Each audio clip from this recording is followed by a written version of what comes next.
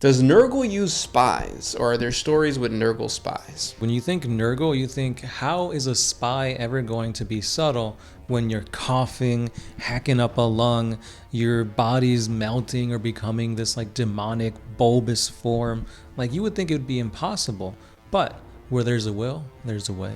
Nurgle cultists are instructed to go into the regular population being sick and slowly get people sick. So like, it kind of makes me think of, you know, the vibe of Edward Scissorhand when like the ladies invite him over, that kind of community of like women cackling and like being like, ooh, that's like a Nurgle spy to me. Yeah, I could see that.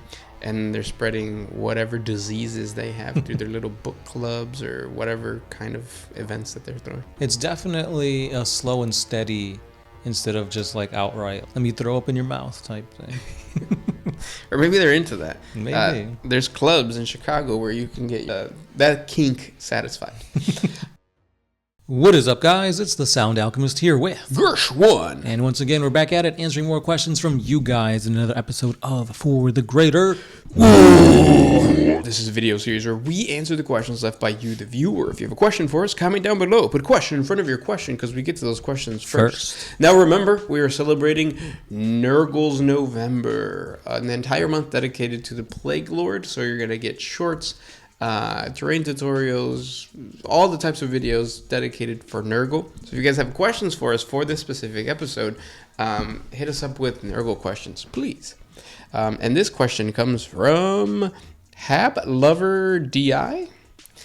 He has three questions, but the one we're going to talk about is, does Nurgle use spies, or are there stories with Nurgle spies? So that's a very interesting question, because when you think Nurgle, you think, how is a spy ever going to be subtle when you're coughing, hacking up a lung, your body's melting or becoming this like demonic bulbous form? Like, you would think it would be impossible, but where there's a will, there's a way. Yeah, so the main focus for most spies of Nurgle is to get people infected without them knowing. I think the cultists are called something vectors. But basically, Nurgle cultists are instructed to go into the regular population being sick and slowly get people sick. So like, there are spies of the cult, but they're just cultists that are sick. So it's not like a Nurgle, like, I don't know, plague bearer is going to be sneaky when they've got horns and one eye and you could smell them a mile away. It's going to be the more humanistic people. And of course, you're going to be coughing on you. They might smear some blood on you, or they might even have a syringe that they're going to inject with some type of like pox and virus. Well, at the end of the day, though, they're still spies, so they're not trying to get attention. Well, they could do that without doing attention. Just be like, "Oh, what's up, Jerry?" and then keep walking. Oh yeah, but not the syringe getting poked. I mean, if you're in a crowd, like if there's an iterator like speaking, you could easily get away with it. Well, maybe, but like it makes me think of that YouTuber that went to prison in France for a really long time because he's running around and injecting people.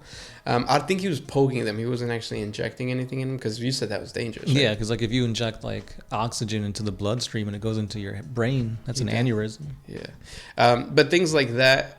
Oh, and then another thing too, it kind of makes me think of, you know, the vibe of Edward Scissorhand when like the ladies invite him over and they're like doing his makeup and shit. Mm-hmm.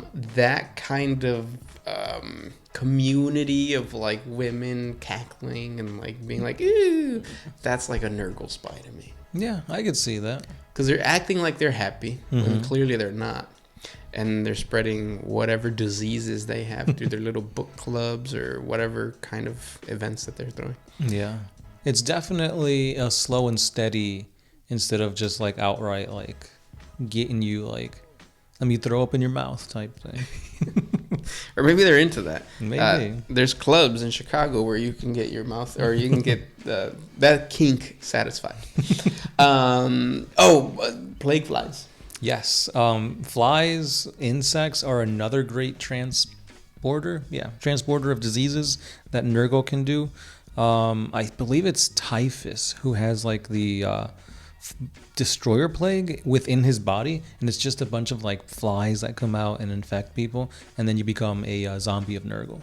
And that's like super covert. Yeah, because I mean, like, you're not expecting a fly to just like, just landing on me, shoot, whatever. Next thing you know, the next day you're like decomposing. Like, yeah, and you got one eye and you're a servant of Grandfather Nurgle. Mm-hmm. So you also had some more questions. The next question is, how does a plague planet treat visiting guests who are polite but don't want to be infected? I think we kind of touched on this when we were talking about plague demons burrowing into the minds of Sisters of Battle. To them, they're having fun. So if you go onto a plague planet, or a planet ruled by a Nurgle, you're gonna get torn apart even if you're nice. Just because the demons are nice to you, at the end of the day, they're still, or even cultists, at the end of the day, they're still like, in their minds, tearing you up is good. Right. The best example I usually bring up is the beasts of Nurgle. They're like these huge, heavy slug demons, but they act just like puppies. And just like when a puppy's like playing with you, he might like bite you and scratch you, but he's not doing it to tear you apart. But when a beast of Nurgle is doing it, they're gonna crush you with their weight. Their acidic drool will melt you, but they're gonna think like, oh, we're both having a grand old time. So yeah, there is no tiptoeing around the fact that once you go into a demon world of Nurgle, you're probably gonna catch something, if not just outright die.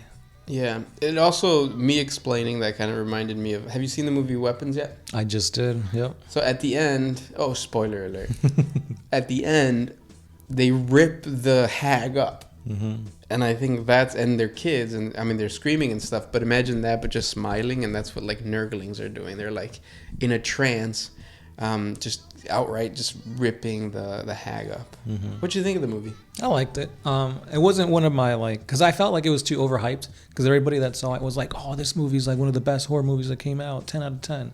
So I was going into it expecting like the best thing ever, and while it was good, I think my expectations made it, they didn't reach that high.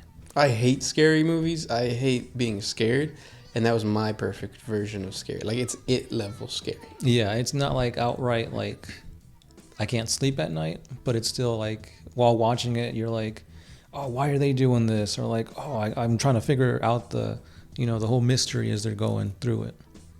I think when the lady with the wig showed up, then I was like, okay, mm-hmm. It's that type of movie. Yeah. Because I was wondering, I'm like, is this like based on realism, or is there some type of like supernatural thing? Yeah, and you don't find out until halfway. Mm-hmm. So yeah, but anyways, the next question is, you ask, does Nurgle have libraries? And yes, he does. So the biggest and the most popular theme of Nurgle is the fact that he captured Isha. So Isha was the Eldar goddess of like fertility and like healing and all that kind of stuff. Rebirth. And when Slaanesh was born, Nurgle saved, quote unquote, saved Isha from Slaanesh's consumption. But he fell in love with her because he can now get her infected and watch how she heals this thing, and he makes more dangerous and dangerous poxes, diseases. So he's basically using her as a test subject, because he knows that these diseases won't kill a god, but he knows that the infliction on a god will be much worse on the mortals of the material realm. And this sadistic happy dude keeps track of everything. So he writes everything down, and obviously there's huge libraries dedicated to just all of his different poxes and diseases. Yeah, and that's one of the like give and take things that like is also Nurgle, but also kind of Isha at play, where like you're gonna get a disease, but Isha whispers the cure to humanity, to the Eldar, to the mortals, to know how to combat against these like horrible poxes. So Nurgle knows that like, I could wipe out a whole sector of the galaxy with this, but it won't happen because they'll probably find cures because of Isha. So it's like a cat and mouse game where everybody, I guess Nurgle mostly wins, but it's definitely a very interesting play at like the damsel in distress, like the princess in the castle that's being like needs to be rescued. And I feel like that's something where if GW wants to, they could make like the Eldar go into the gardens of Nurgle and try to rescue her. I think that would be a really cool storyline, and all like the diseases and Nurgle demons trying to fight against the Eldari would be pretty cool. I think they should have done that instead of creating Iniad. Well, I mean, I think Iniad was just like, well, the Eldar can't just go into the warp and like fight. They'll need like another god or demigod at their side to kind of like even the tides. Isha would have been perfect for that GW. But no, you gave us a god that nobody even plays. Yeah. Looks cool. Looks very Slanesh-y though, in my opinion. But yeah, I think Iniad's a cool addition to the Eldari. Fix it, GW. Do another, for 11th edition, give us Isha as a playable, not character, but what are they called? Avatar. Avatar of Isha. Avatar. Yeah, that'd be cool. The next question comes from F. Slayer. Does the Imperium have bleach? Yeah, they got bleach. Yeah, you might not think it, because like most of the time when we see the Imperium, it's like hive cities, these like radiation-filled worlds. It's not the best place to be living in the 40K universe. But yeah, like their technology has regressed because they're trying not to be heretics. But that doesn't mean they don't have soap, water, bleach. They do, but sometimes these chemicals are hard to get in certain planets. Yeah, there you go. So they make do with what they got. If they have to boil piss and use it as bath water, more power to Nurgle. Yeah. Wait, what do you use the piss in the bucket for? Well, I mean, if they don't have clean water and they're like, well, you got to boil something. You ain't gonna boil piss, though. You've been to the clubs in Chicago, haven't you? You've seen the buckets of piss. Who hasn't? Good question, though. Next one. You got one? This one is by Bloodwork.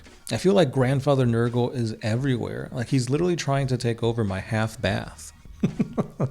So yeah, I mean, the thing about Nurgle is that belief and his influence is everywhere you see.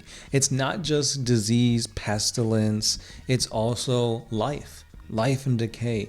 That's what Nurgle's all about. So if you have mold growing in your bathroom, that's Nurgle.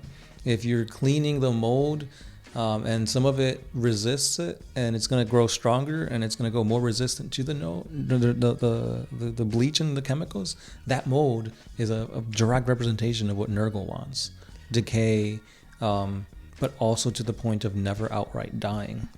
And that's what makes Nurgle so complex as a chaos god. I feel like Nurgle, the more you understand him, the more he feels like Tzeentch. In terms of just like he makes you think. And it's funny you bring up Tzeentch, because like that's like his rival with the Wheel of the Four. Khorne and Slanesh hate each other. Also Tzeentch and Nurgle hate each other. And it's funny that you see that symbolism there of like they're kind of similar, but also vastly different. Where Tzeentch is all about trying new things to attain knowledge and power. Nurgle is like, no, let's not stay away from the new things. Let's keep this cycle of like unendingness going. Yeah, and I feel like Tzeentch, I mean, I don't want to turn this into a Tzeentch video, but it's so simple, so straightforward. For somebody being like the changer of way and the web of lies and all that kind of stuff, it's just kind of like you simplify, you're like, yeah, lies. Yeah. That's it. But like with Nurgle, you're like, so he's the god of dying? No, he's not the god of dying, but you die when you're sick. Sometimes, but it's like the journey. So then, like you mentioning the whole bleach thing of just like, so then you squirting bleach on it, that's killing it? No, because you're making the disease stronger. Mm-hmm. So it's super complex and super, cool. And if you feel the same way about Tzeentch, something that we don't understand, just let us know. Yeah. But I think Nurgle's better than Tzeentch. Definitely, when it involves the Space Marines, that is 100% true. Yeah, because Rubric Marines suck. No, I'm just kidding. Thousand Suns and their aesthetic of the Egyptian, I'm going to say it forever, sucks. Yeah, and look at the Plague Marines and just like the tummy mouths, the tentacles, like the rictus grin, the decaying armor, the bones, the antlers. Oh, everything about Nurgle is amazing. Yeah, you just don't like to shower. Yeah, I guess you could say that. Next question. I was going to leave it at that, but we don't want to leave it. We shower, guys. We're clean sometimes. Oh, this one's by Anthony Morelli. You guys, OMS, you are the original gangsters of this, the original purveyors of the lore, and explaining to us noobs in a way that everything goes into learning the lore that's stuck in. Like, for example, an orc who lost his favorite choppa, struck a Tyranid lictor's chitinous skull armor, or like a strong poison concocted by the 800-year-old homunculus, first afflicting the small nerve endings in the extremities, then a sort of vascular erythema spreading open larger veins and arteries, so that a second wave of the most painful cognitive bunkers rush directly to the human brain and feels like your whole upper torso has been set aflame by a full tank of Prometheus. So what you're trying to say is that we're badasses. Yeah. He ends it by saying, anyway, thanks for sharing your traditions, your time, and the movement with those of us who can't live without 40K.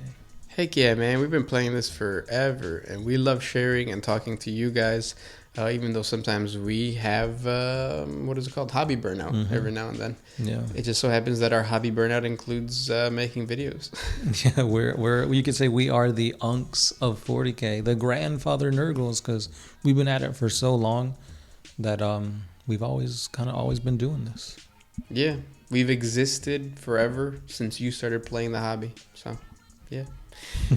Last question comes from Arc Mestizo. Why do people flock their bases? In the grimdark future, why is there a golf course quality manicured grass on your base?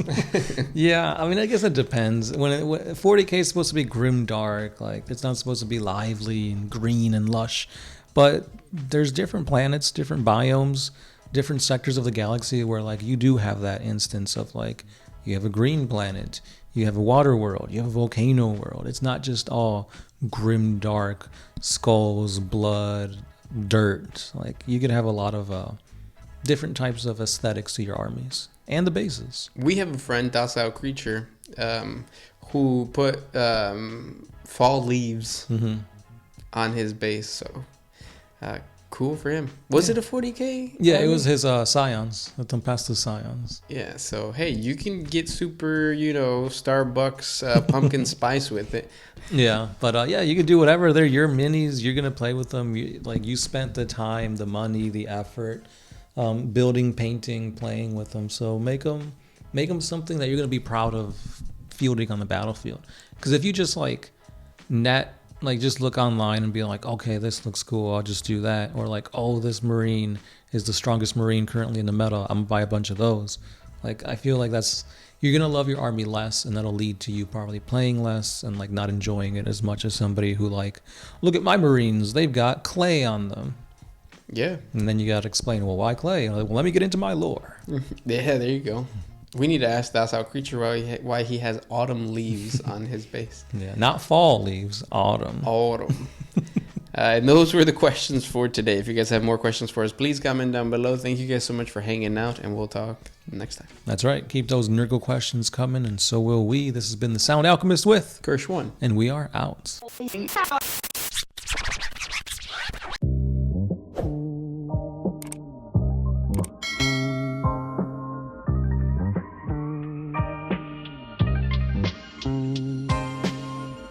Always used to put my freedom first in any situation.